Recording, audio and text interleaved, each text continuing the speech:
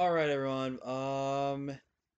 There's some dumb BS stuff that's happened here. So, first off, welcome to my channel. I'm not really PG-13, really. So, if you're 13 under, please don't watch this or any other of my videos because I do at some point swear. But here's where I need to get off my chest something here, guys. First off, this is the WWC Week 3 team builder. We're going against Mystic and his Snom team. I'm not really going to care right now. There's a bit of controversy here that I think is in developing, and whether it's a miscommunication from me or what, I have a problem here. So, originally in this team builder, I had discussed the transactions, and I think well, you guys haven't seen the video. Well, you'll obviously see it by the time this one goes up. Week 2, I discussed about transactions for the teams. So, those transactions I talked about in that said video, they no longer will be happening because for some reason the so-called grace period was done, but battles were delayed till Monday, and I made transactions before that.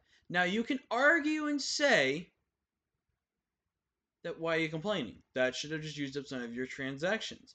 But here's the thing. If you're delaying the league start, why not give an extra day of grace period then? If you're going to delay it. Why not do one more extra day? That doesn't make any sense. Why you would say this is and delay the league like 3 or 4 days for the match? Like, in my opinion, it doesn't make any sense to do that. If you're gonna do that, then you should give at least one more day of grace period, so that way people can make fair transactions and stuff like that. And then after that one day, and then like there's 2 or 3 days before the league starts, and that's it. No more transactions for free, and then everything else goes from there. That's how I honestly look at it, because that's what I personally would have done. If there was a decision to move the league's start date back a bit, then I think an extra or half of a time period of free agency with no cost of transactions should have been a thing. But I'm not the big head honcho, and I'm almost likely, if I want to defend or say anything, I'm going to get overruled. So I'm just going to have to suck it up now and just bite the bullet. And that really sucks because now I had to redo this team. And I have to now redo any potential strategy I had going for the rest of the season. So if I lose this season because of this, I'm going to be extremely upset and very ticked off. But anyways, now that I have my rant out of the way, and I've gotten that off my chest now, which is really good I did that, let's just get into this. I'm not going to really break it down that much. The first 3 months we've also built. I'm not going to go into much. And then I'm going to go over what I have happened and stuff like that. So, like I said, we're taking on Mystic. His team consists of Galar, Zapdos, Corsola, Galarian, Toxapex, Scizor, Gudra, Incineroar, Raikou, Vanillix, Tapu Bulu, Claydol, and Blissey. I don't think any of the bottom 5 come. If any of the bottom 5 do potentially come, I can somewhat see Vanillix, but that just opens up the door for Arctozolt on my team. Raikou is the only thing I can definitely see be brought potentially over something on this team. I don't know exactly what and stuff, but for the main 6, I think definitely Zapdos, Corsola, Toxapex, Scizor, Gudra, and Incineroar make the most sense versus my team. There's some of the best things to go against my team in general, and I definitely think it's going to be one of those mons that are going to struggle my team to really handle some stuff. So, as you can see, I was going to say I'm not really giving really a crap about this team builder because I'm just frustrated. But I'm just trying to make sure this team builder is, because for one, it needs to be accurate information versus non-accurate information, you know? So, and it just makes me mad to have to redo this team builder again.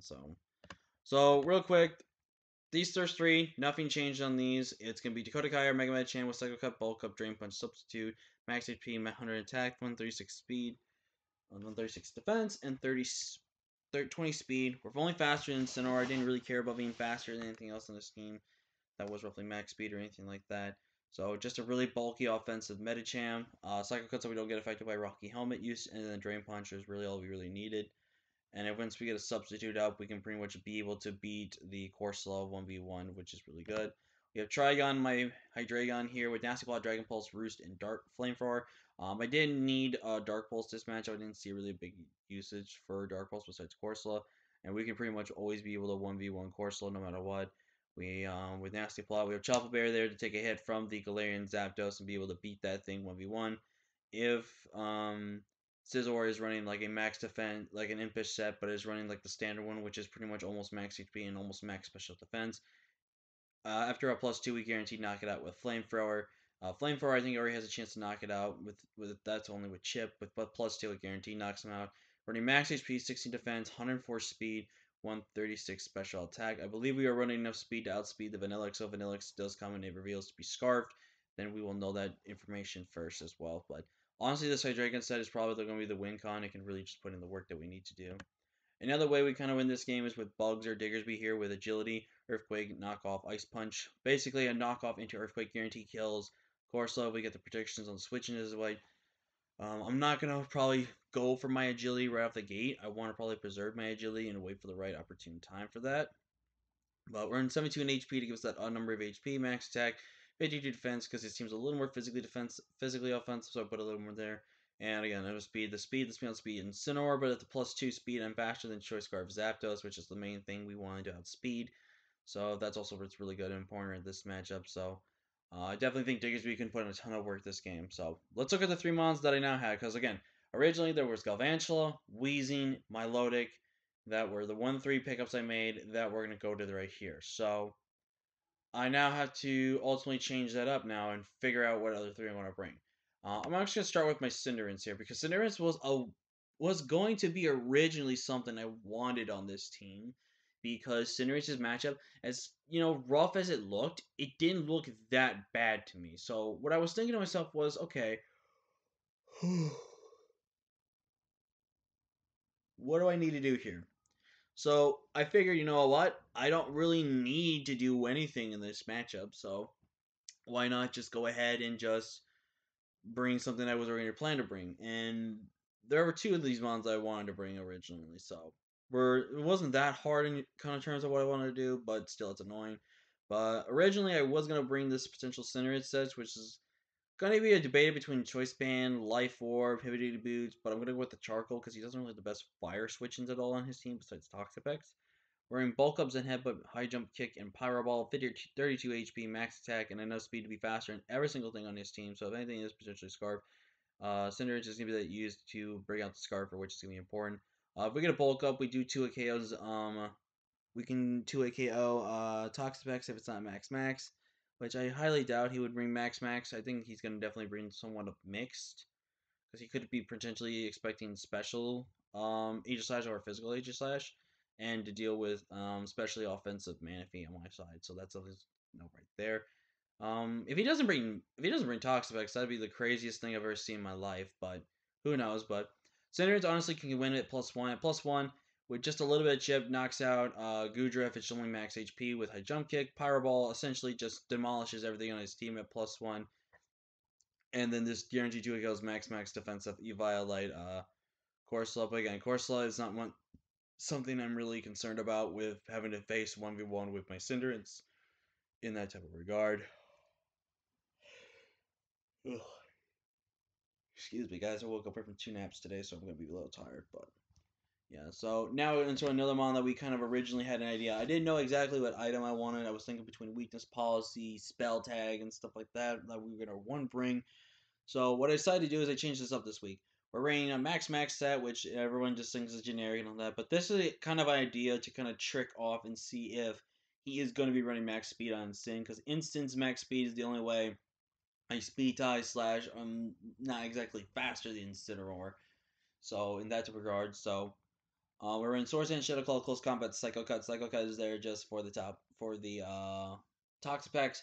And then then my main stab and Shadow Claw pretty much annihilates everything on his team. And then Close Combat really just wrecks into things like Scizor. It beats the Instant, which is really good.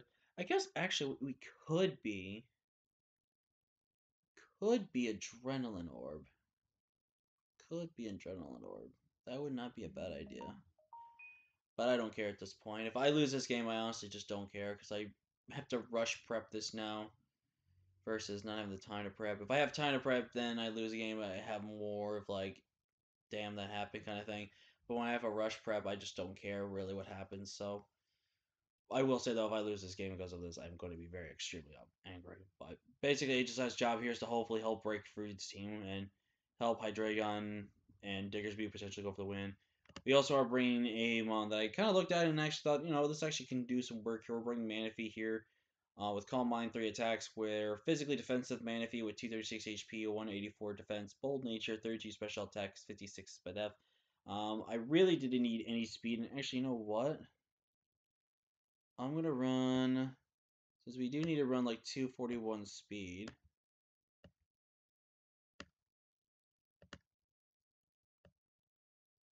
There, we're faster in Sin. I didn't actually think about that until just now, but we're faster in Incineroar now, which is really important. Bisasdang is meant to just really be an annoying wall versus this team. Hopefully, we start getting Calm Minds up. We can be able to just beat his team. Ice Beam is there for the Bulu. It's also there for the Goodjob, mostly for Goodjob. Psychic is there just primarily for the Toxic, and then other than that, it's just Surf Spam at that point. Surf Spam is just so good. He does have to be careful with having his Mons having Toxic and stuff like that, because he doesn't know if I will be a rest set. Because once I'm a rest set, I can just easily get rid of that Toxic damage off on me, and it's just going to be pointless. Like, he can try to Toxic everything else on my team, but, like, Cinderace, and I mean, my Aegislash and my Manaphy are gonna be the only two like immune to toxic, and these two can actually break a lot of things on his team if they are allowed to get through what they need to do. So yeah, but yeah, that's gonna be it for the team builder here. And yeah, again, if I lose this game, I'm gonna be extremely upset for rushing and have to prep. And again, I just want to get that little venting out of the way too. So Zach, Revan, if you watch this, just know I'm very angry, but just know I'm angry at how everything was worded. Not angry at you guys. I'm just angry how things were worded, and that just to take what I said and just maybe think about doing that add-in thing. Like if you're gonna delay the league an extra day or like an extra couple of days, add like so like there's a 24-hour period, do like a 12-hour period where there can be extra time for free agency. And if people don't know it and they miss out the opportunity, then hey, then they do what we that I had to go through, use up their transactions and stuff like that. So but yeah, next time just be more clear about it next time, please. Thank you. But yeah, that's gonna be it for me, guys. Like, comment, share, subscribe. Peace.